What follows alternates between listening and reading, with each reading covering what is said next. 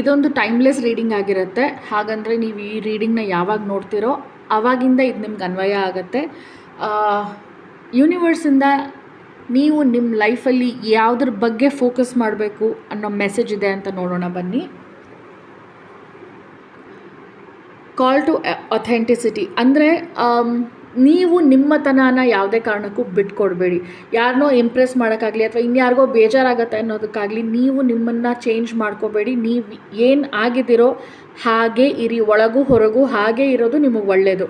ಯಾರಿಗೋಸ್ಕರನೂ ನೀವು ಬದಲಾಗೋ ಅವಶ್ಯಕತೆ ಇಲ್ಲ. ಆ್ಯಂಡ್ ಸೋಲ್ ಅಲಯನ್ಸ್ ಅಂತ ಬರ್ತಾ ಇದೆ. ಸೊ ಇದ್ರ ಪ್ರಕಾರ ನೀವು ಯಾರು ನಿಮ್ಮ ಥರ ಇರೋ ಒಂದು ವ್ಯಕ್ತಿ ಆಗಿದ್ದಾರೆ, ನಿಮ್ಮ ಫ್ರೆಂಡ್ಸ್ ಆಗಿರ್ಬೋದು ಅಥವಾ ನಿಮ್ಮ ಲೈಫಲ್ಲಿ ನೀವು ದಿನನಿತ್ಯದಲ್ಲಿ ಮೀಟ್ ಮಾಡೋವಂಥ ವ್ಯಕ್ತಿಗಳಾಗಿರ್ಬೋದು, ನಿಮ್ಮ ಥರದವರೇ ಅವರು ಇದ್ದಾರೆ ಅಂತ ನಿಮ್ಗೆ ಯಾರು ಕಂಫರ್ಟಬಲ್ ಝೋನಲ್ಲಿ ಇದ್ದಾರಲ್ಲ ಅವ್ರ ಜೊತೆಗೆ ಇದ್ದಷ್ಟು ನೀವು ನಿಮ್ಮ ಮಿಷನ್ಸ್ನ ಚೆನ್ನಾಗಿ ಅಕಂಪ್ಲಿಷ್ ಮಾಡ್ತೀರಾ. ನೀವು ಏನು ಅಂದ್ಕೊಂಡಿದ್ದೀರಾ ಅದನ್ನು ಸಾಧಿಸ್ತೀರಾ. ನಿಮಗೆ ಅವರು ಶಕ್ತಿ ಕೊಡ್ತಾ ಹೋಗ್ತಾರೆ, ಧೈರ್ಯ ತುಂಬ್ತಾ ಹೋಗ್ತಾರೆ. ಸೊ ಅಂಥವ್ರ ಜೊತೆ ನೀವು ಸದಾಕಾಲ ಇರೋದು ತುಂಬ ಮುಖ್ಯ ಆಗುತ್ತೆ. ಇಲ್ಲ ಅಂದರೆ ನಿಮ್ಮ ಮನಸ್ಥಿತಿ ಹಾಳಾಗೋ ಸಾಧ್ಯತೆ ಇದೆ. ಹಾಗಾಗಿ ಆ ವ್ಯಕ್ತಿಗಳು ನಿಮ್ಮ ಥರನೇ ಯೋಚನೆ ಮಾಡ್ತಾರೆ, ಪಾಸಿಟಿವ್ ಥಿಂಕಿಂಗ್ ಇಟ್ಕೊಂಡಿದ್ದಾರೆ ಅನ್ನೋವಂಥವ್ರ ಮಧ್ಯೆ ಇರಬೇಕಂದ್ರೆ ನಿಮ್ಮತನನ ನೀವು ಬಿಡಬಾರ್ದು, ನೀವು ಓಪನ್ ಆಗಿ ಇರಬೇಕು. Next, circle of life. ನಿಮ್ಮ ಜೀವನದಲ್ಲಿ ಯಾವುದೇ ಒಂದು ಸಂದರ್ಭ ಬಂದಿದ್ದರೂ ಮುಂದೆ ಕೂಡ ಬಂದರೂ ಅದರಿಂದ ನಿಮಗೊಂದು ಲೈಫ್ ಲೆಸನ್ ಇದೆ. ಅದು ನಿಮಗೆ ಆ ಕ್ಷಣಕ್ಕೆ ಕಷ್ಟ ಅಂತ ಅನ್ನಿಸ್ತಿರಬಹುದು, ಬಟ್ ಅದರ ಔಟ್ಕಮ್ ನಿಮಗೊಂದು ಲೆಸನ್ ಆಗಿರುತ್ತೆ, ನಿಮ್ಮ ಲೈಫ್ನ ಬೆಟರ್ ಮಾಡೋ ಅಂಥ ಒಂದು ಸಿಚುವೇಶನ್ಗೆ ತೊಗೊಂಡು ಹೋಗುತ್ತೆ.